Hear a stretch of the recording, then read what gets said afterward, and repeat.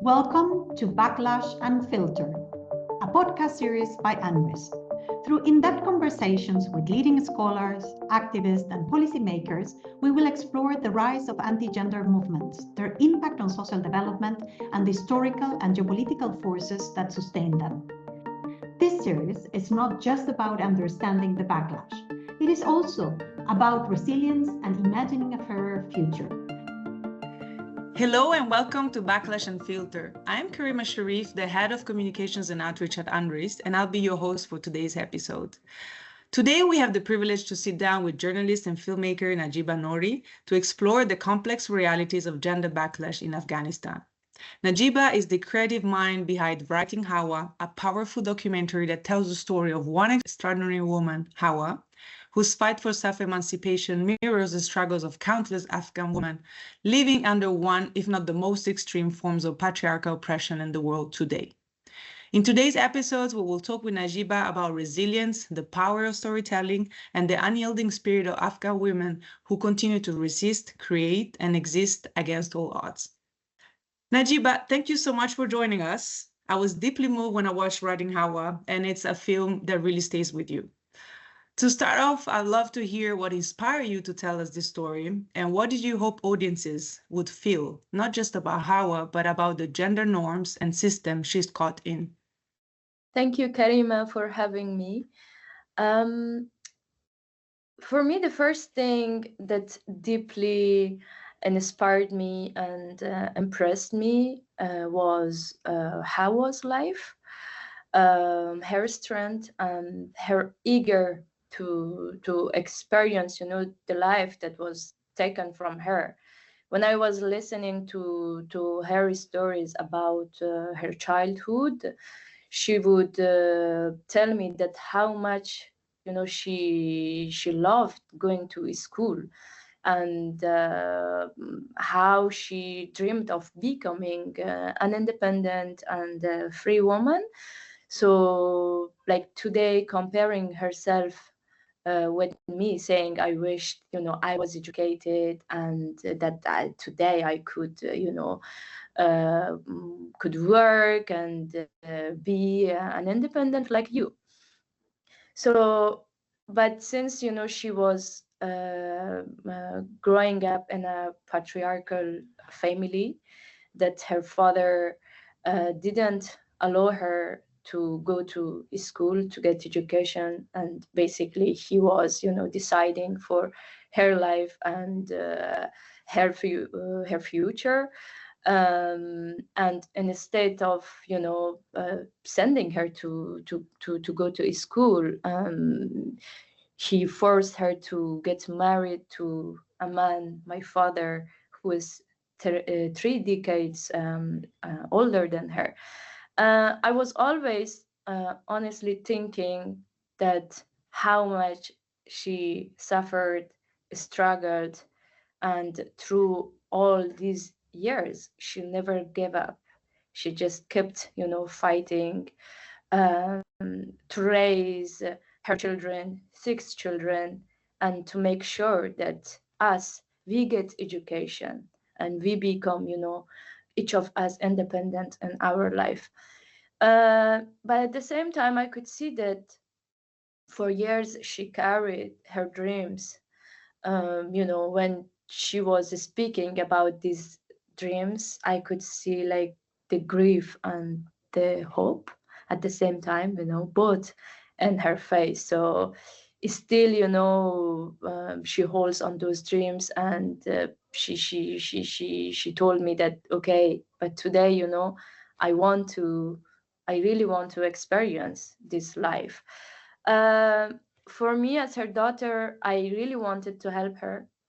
I wanted to support her and her journey, and as a storyteller, I wanted, to give this voice to her, because her stories, deserve to be heard. It's a very important and inspiring stories. It's not just only her story; it's actually the story of the woman. So many women in Afghanistan, especially her generation.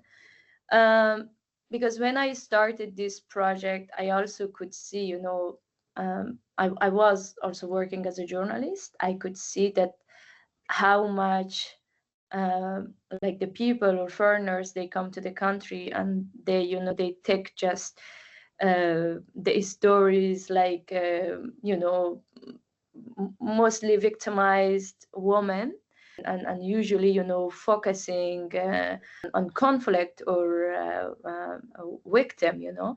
So I wanted to tell a different story. It was always like hearing the wrong narratives of my country, and me, I wanted people to hear from us, and I wanted to give a different perspective, you know, beginning from my mother, the story of my mother, the story of myself and my niece. Thank you so much, Najiba, for sharing your personal story, which then became the movie. So for many people outside Afghanistan, it is challenges to truly understand what the reality of gender backlash means in everyday life. So in writing Hawa, you show how even the simple acts of learning and writing, things that for us can be taken for granted, have transformed actually in acts of resistance. So could you share what it means to navigate the world as a woman in Afghanistan today, and why education holds such a profound, symbolic, and also personal significance for women like Awa? I mean, you watched Writing Hawa, and in this film, you know, you see before the Taliban, Hawa just started to learn how to write and how to read, and at the same time, she started a small business, you know, working with women, and slowly, she empowers herself, you know, through the film. And me and my brothers, you know, we were there for her because it's our turn, you know. It was our turn today that we help her, we support her. But slowly, you know, with the peace negotiation between the US and the Taliban, this threat become bigger and bigger for Hawa's dreams. I mean, not only her, for all the women of Afghanistan. The arrival of the Taliban, it was something that Hawa couldn't, you know, believe. Me and all of us, we would never imagine that the Taliban arrive and come in power for the second time in the country. But with the arrival of the Taliban in 15th of August, exactly today is 15th of August, and it's been like 4 years, putting, you know, more restrictions every day, a new rule for the, you know, for women. Everything got, I mean, destroyed for what we worked, for what we achieved, for what we fought for years. And also how that started just a life that was again, you know, taken from her. So but even after the Taliban, Hawa was still in Afghanistan. She resisted. She still was, you know, learning and continued to learn, you know, more how to write and how to read. And I think people know that today that girls in Afghanistan, they are not that they are banned from secondary schools and university. They are not allowed to work. They are not allowed to choose, not allowed to be seen. They have been basically systematically erased from every aspect of public life. But for me, something that we should not forget, this is the reality that is, you know, happening in Afghanistan for girls and women. But something that I think we should not forget, that girls and women in Afghanistan, they are fighting every single of day. If they are banned from getting education, yet they continue, to learn, like in secret underground schools or in online classrooms. So I think today for Afghan women, education is not just, to learn or to take like lessons. It's also like an act of defiance, and it is resistance. So for me, I think the women of Afghanistan, they are unbreakable, and they inspire me that I was forced to leave my country. They inspire me every single of day. That really leads me to the next question, where so we are in a time where, as you say, women are systematically silenced and erased. So what role now can cinema and storytelling play in advancing our efforts against the backlash? I think like the first thing for us, like the storytellers, like for me personally, we should keep telling, our stories. We should, I think, document what's happening. Like, for example, I remember for writing Hawa, when I left the country, how much it was difficult, to continue working from far away, directing. But on that moment, that I was like mentally not in a good state, but for me it was super important, and I felt that it's my responsibility that I should document this moment, a very important moment of history, in my country. I have to be strong and keep, documenting and telling this story to the world, like from this our story by ourselves. And we kept continue like working on this film, and finally it came out. So I think it's important that the people, they know and they see from our perspective. I think it's enough that that we hear enough from the medias, from the other people outside of the country. And the thing is that the cinema is a universal medium that allows people, connect from really like entirely, different parts of the world, and understand like one another. So, and also it has, the power to shift the perspective, like also awaken responsibility and make us care, deeply that what is happening like far beyond our reality. As you mentioned earlier in the interview, you say that often media like to sensationalize suffering. And I've watched, again, the movie, so I really appreciated how you portrayed pain without reducing its characters to victims. And so we are in this business as well as human rights advocacy, development, international organizations. So what advice would you give to storytellers on how to portray injustice and with dignity and empower rather than pity? Again, this is an important responsibility of us, the storytellers, that we should not just focus, of course, what's happening, it's good to show, but also I'm talking about like the situation in Afghanistan. But at the same time, we should not forget that how much there is a resistance, um, how much, they are resilient, and they are fighting.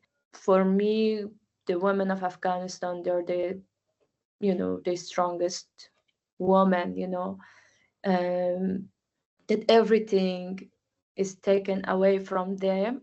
It's been 4 years that is still they are, keep fighting, keep resisting.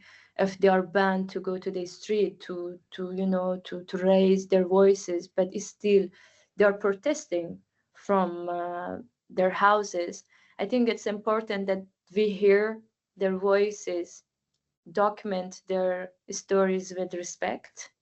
And in a time that like the whole world is, overlooked to this country, to the women, and they're not hearing us. It's crazy. Like in 2021, Afghanistan is the only country that the girls, they're banned from going to school. This is happening, and they have been, raising from every like aspect of, life, but still the world is silent, and it's becoming normal, unfortunately. So I think this is our responsibility, or my responsibility, to keep talking, to keep like to give more awareness, like what's happening. And we should like also see that how much, there is a resistance. So my last question for today is, if you could ask the international community or each one of us listening right now to take one action after watching Writing Hawa, what would it be? Writing Hawa is a personal story for me.